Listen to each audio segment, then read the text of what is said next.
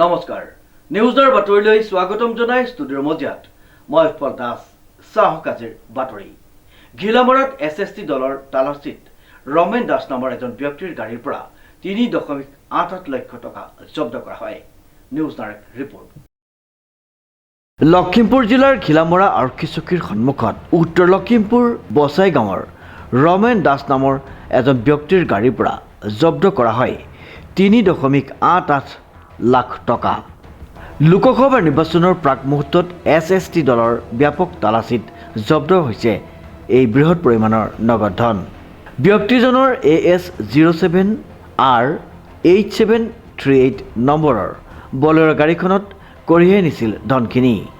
বৰ্তমান ব্যক্তিগৰাকীৰ খুটপুছ অব্যাহত ৰখা হৈছে বুলি আৰক্ষী সূত্ৰে প্ৰকাশ ব্যুৰো ৰিপৰ্ট নিউজ নাও।